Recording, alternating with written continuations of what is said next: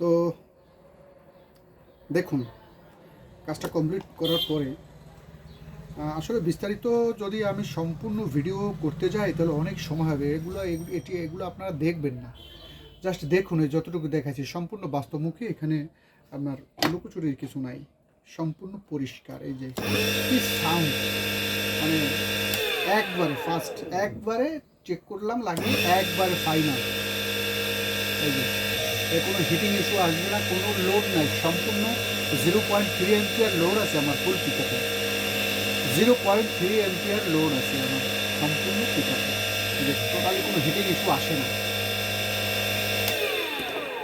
আসসালামু আলাইকুম।